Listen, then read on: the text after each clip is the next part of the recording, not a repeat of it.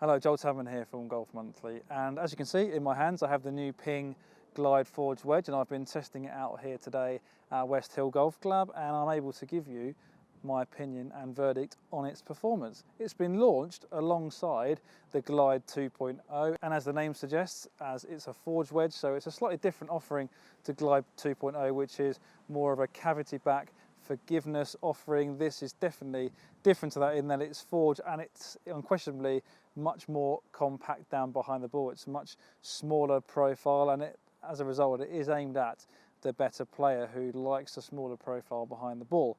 It does have a tungsten toe weight here. Now you can just about see where it goes in the toe section. That's designed to increase forgiveness and get a little bit more weight behind the part of the face that a lot of golfers will use on a lob wedge. I've got the lob wedge here, the 58 degrees, so you imagine if you're opening the face and the ball's sliding up towards that toe area, if you've got a little bit more weight there, the wedge is going to feel a little bit better and should also be a touch more forgiving as well. We've also got the HydroPearl 2.0 finish on here, so the same as on the Ping i210 irons. It's meant to be more durable and also give a little bit better performance, more consistent performance from the rough. So like I mentioned, I got my hands on this last week and I've been testing it out. The look of it is fantastic. It's kind of a one-piece offering, as you'd expect being a forged model. It's got this kind of unnecessary milling on the back, which does look great. Obviously it has no performance benefit, but just gives it a greater differentiation between the Glide 2.0, which for the record was a very good wedge, but perhaps didn't quite have the versatility of some other brands. It was a little bit clunky, especially in the higher lofts. I felt like there wasn't a grind that was particularly aggressive enough for really open face shots, but it was a minor qualm. Generally for most golfers, the Glide 2.0 is an excellent offering, and obviously comes in a couple of different finishes. Been testing it different scenarios here at West Hill around the green, pitch shots, chip shots, bunker shots, you name it.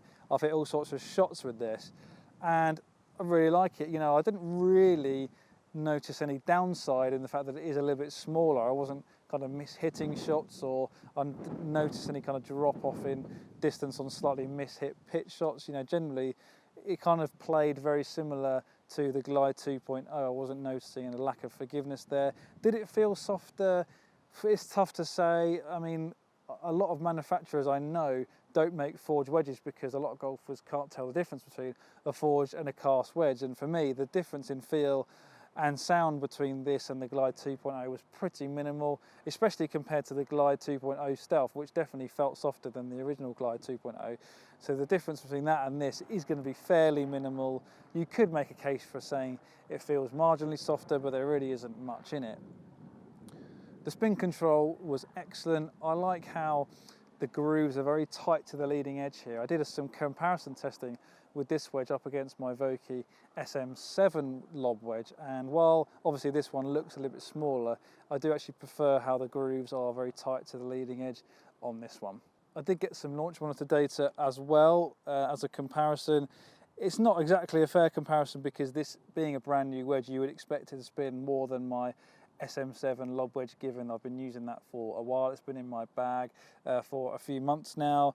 Look at the data. So I hit a full shot and a 40-yard pitch shot with both of them, and you can see the Ping did spin a little bit more. With the pitch shot it was spinning at 7,000, and with a full shot it was spinning at 10,900 RPM compared to the SM7, which was slightly lower in both of them. It's around about 300 to 400 RPM lower in both of the shots. You can see on the pitch shot it was 6,600, which is still pretty high, and 10,600 for the full shot. So yes, the Glide Forge is spinning a little bit more, but it's got brand new fresh grooves on there, so I wouldn't read too much into that. So as we know, the spin control was very good, but what type of golfer should really be choosing this wedge over other Ping offerings and also everything else out there in the market? Well, it comes in at £200, so it's a premium offering, and there's no question it has a premium look to it, and it definitely has a premium feel as well. And I think the versatility of this wedge is really good. You can open the face really easily with this wedge.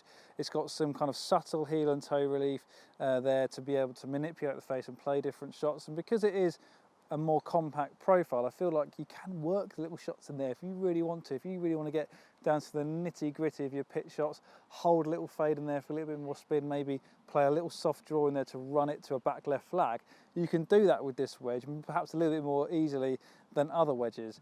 It's quite similar, I'd say, to maybe wedges like the Mac Daddy Forged in that regard, in that it's obviously a soft feeling wedge and it feels very stable, very kind of subtle muted sound to it, very crisp and pretty compact behind the ball. It definitely is targeted more towards the lower handicapper.